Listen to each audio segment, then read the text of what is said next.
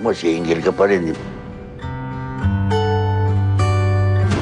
21 taon nang nagsasama ang hari ng komedya at ang Divine Diva.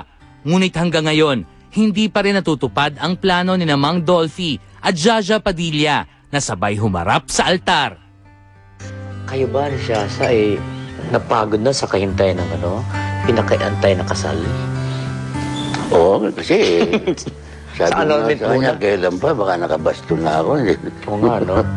I do. Parang gano'n. Ay, natinggap ko na.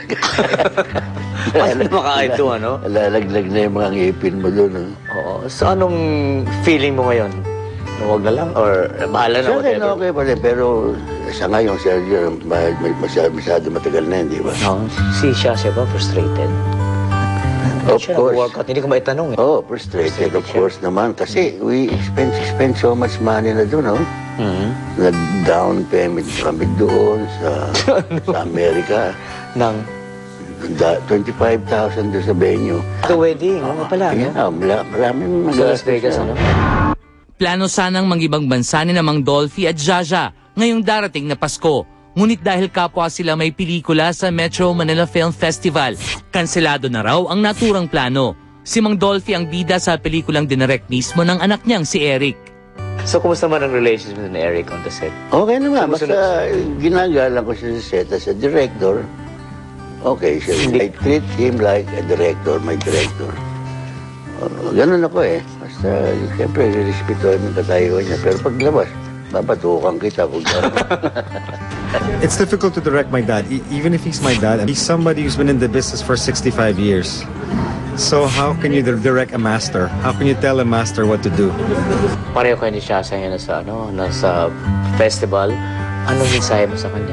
Well, good luck sa movie niya.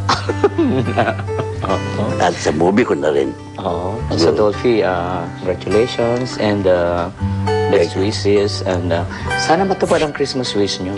Ako naman not for myself, for my friends, hindi lang my kaibigan, mga anak, pamilya, pati mga kaibigan.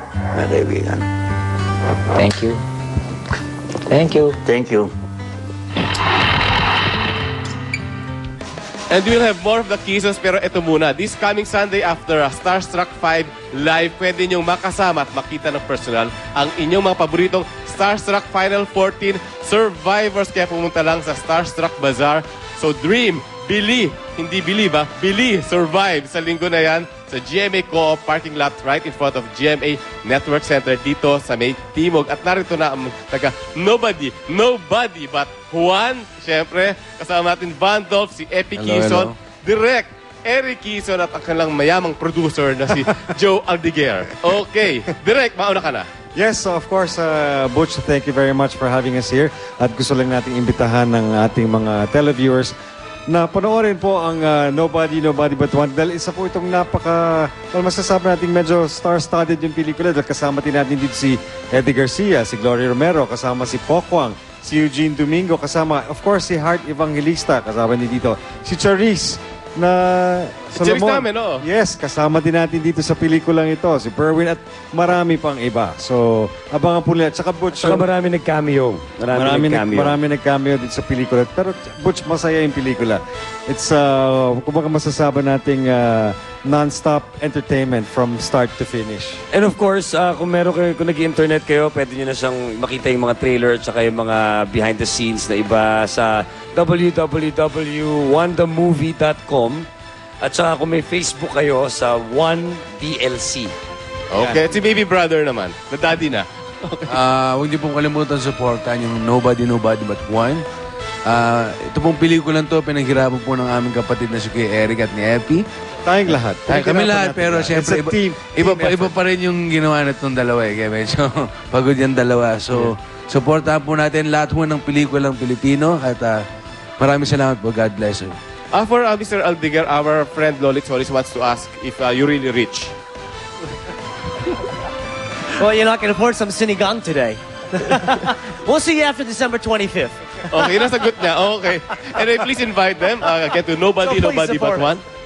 Yes, of course. Nobody But One, an official 2009 Metro Manila Film Festival entry starring no other than Nobody but Dolphy. The king of the king of comedies. comedy. So ayan, abangan po ninyo, December 25. At syempre, panoorin po natin lahat ng mga pelikulang kasama sa film festival. Okay, maraming salamat. Okay, Joe, thank you very much. And thank you. Quezon Brothers na lang. Okay. Thank you. Maraming salamat. Thank you. At narito na si Pacboy and Charis na taga Nobody But One din. Thank you. Okay, narito na sila. At later! Heart Evangelista, nagpaliwanag si Esho ng pambubulabog sa kanya ni Christine Reyes noon dahil kay Dennis Trello. Abangan! Up next! Rian Ramos may mga sasagutin